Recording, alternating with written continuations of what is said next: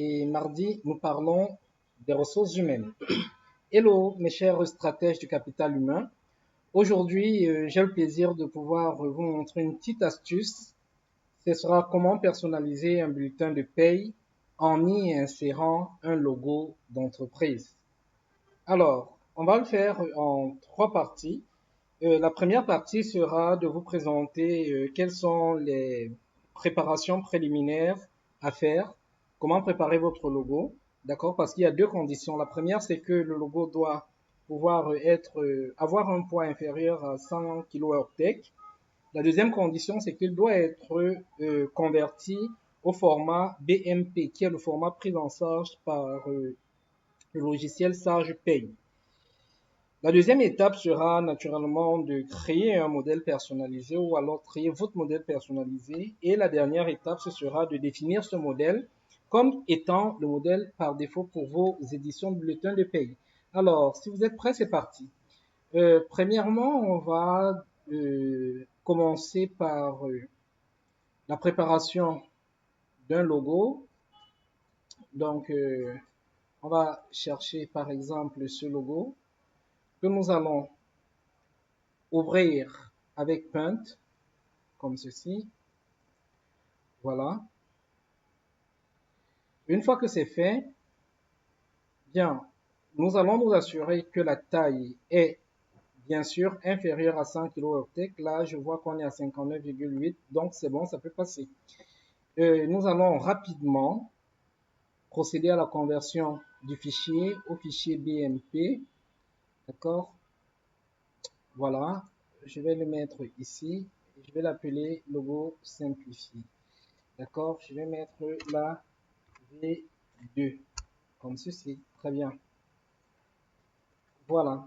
Donc, cette première étape achevée, nous allons rentrer dans notre logiciel Stage et passer à la deuxième étape qui sera de créer notre modèle personnalisé. Pour le faire, allez dans Fichier. Allez dans Fichier. Oui, pour le faire, je disais, allez dans Fichier, Paramètres, Bulletin, État. Et ici, créez votre modèle. D'accord? Cliquez sur le bouton plus. Vous double-cliquez sur Bulletin et vous choisissez votre modèle. Prenons par exemple le modèle papier blanc préimprimé là, oui. D'accord, on va travailler avec ce modèle. Ok, bien. Voilà. Le modèle étant, notre modèle étant ouvert, on va déplacer ces outils, les mettre là. Il nous suffira simplement, à l'aide d'un clic droit, de pouvoir importer l'image. Je vais définir la zone ici, d'accord? Et là, cette fenêtre va s'ouvrir. Vous venez à rechercher et voilà, nous l'avons enregistré dans mes documents. Et là, vous reconnaissez bien logo PFAC simplifié V2. Vous allez double-cliquer sur le logo et mettre OK. Très bien. Donc, et là, vous allez le voir apparaître. Parfait. Il ne restera plus qu'à l'ajuster à votre guise. D'accord? Et assurez-vous bien qu'il n'obstrue pas les autres éléments. Voilà, je vais le mettre comme ceci. Ok, parfait. Donc, une fois terminé, venez ici et enregistrer. Donc, on va par exemple l'appeler modèle PFAC Cameroun, pôle RH. Voilà. Donc, et on va mettre OK. Là, on peut fermer. D'accord? Vous voyez que le modèle, il est bien enregistré. Et là, vous venez de terminer avec la modélisation, avec la création de votre modèle personnalisé. Donc, et ça ouvre voir la troisième étape qui est la définition de ce modèle comme étant le modèle d'impression par défaut.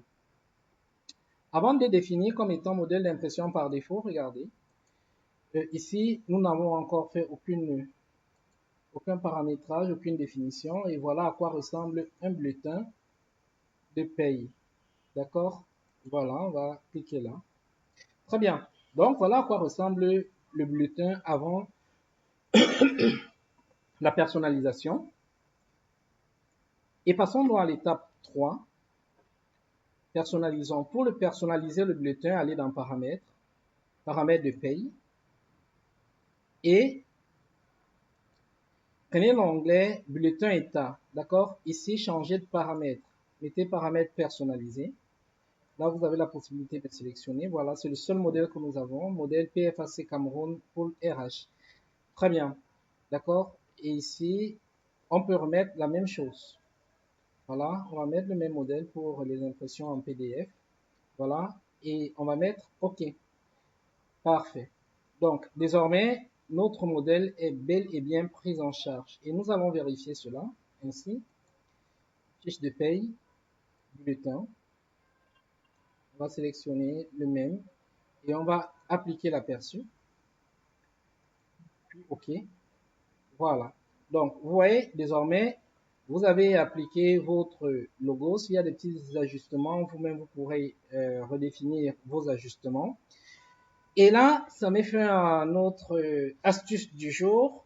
J'espère que ça vous a été utile. Si c'était le cas, ne manquez pas de nous laisser un commentaire, de liker et surtout de partager la vidéo pour nous permettre d'agrandir notre communauté. Sur ce, à très bientôt.